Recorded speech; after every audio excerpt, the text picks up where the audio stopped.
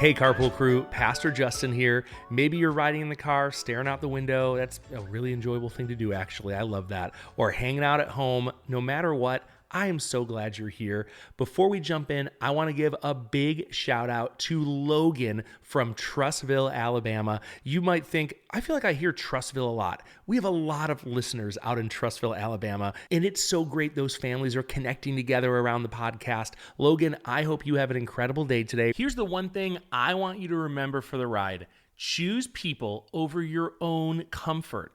Okay, listen to this from Mark chapter 6, verse 34. When he went ashore, he saw a large crowd and had compassion on them because they were like sheep without a shepherd. Picture this. Jesus and his disciples have just had a long, exhausting trip. They are worn out. They're hungry. They're done. They want to take a nap. Jesus says, "Come away with me. Let's go somewhere quiet and rest." Okay, smart move. They were all pretty excited for this. Then they get in a boat and start heading to a quiet spot. But the crowd sees them leave. So the people start running around the lake on foot. They actually beat the boat to the other side. 5,000 people are waiting on the shore when Jesus pulls up. Now stop and feel that for a second. If you were tired and needed quiet and a huge crowd showed up at your spot of napping, you probably would be frustrated. You probably would want to leave, or you would want them to leave. Jesus steps off the boat, sees the crowd, and feels compassion. He doesn't roll his eyes. He doesn't say, "Not today, guys. I gotta sleep." He doesn't say, "Come back tomorrow after I rest." He just starts teaching. He starts caring for people. He even feeds all of them later that day. Tired or not, he chose the people.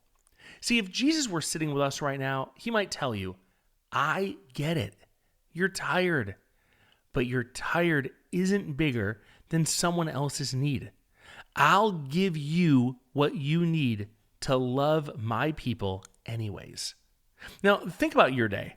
Have you ever been tired and your little brother kept asking you for stuff or kept saying, "Watch me, watch me, watch me," because they wanted your attention? Or you finally sat down and your mom or dad asked you to help with the groceries. Yep, you got to bring in the groceries. And if you're like me, you probably want to do it all in one shot. So you have tons of bags, but you're kind of tired. You'd rather rest. Or you wanted quiet at school, and a kid who was sitting next to you needed someone to talk to, and they wouldn't stop talking. It's hard to be kind in those moments. You don't feel like it, but Jesus shows us a different way. Here's what you can do this week.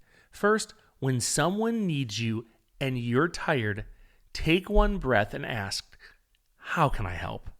Before you say no, show that you're willing. Second, do one kind thing for a sibling if you have one without making a big deal out of it. And if you don't have any siblings, do one kind thing for a parent or for a friend or for a teacher before the school year is over. Third, when your parent asks for help and you don't feel like it, do it with joy. Don't roll your eyes. Don't sigh. Don't make a comment under your breath that you don't think they can hear, but they can. With a joyful heart, say, "Okay, you got it." Let's go back to the one thing I wanted you to remember. Choose people over your own comfort. Now remember, no matter where you are or how you're listening, God loves you. And parents, post a photo of you and your carpool crew and check out Instagram. We have a bunch of videos and little mini Bible stories that I think you're going to love. We post simple reminders, clips, and content for you to share with your parent friends anytime. Now, before you go, here's a question to talk about together. When is it hardest for your family to be kind to each other? Okay, that's a real question, and I hope you have a great time answering it. I'll see you tomorrow on Carpooling with Jesus.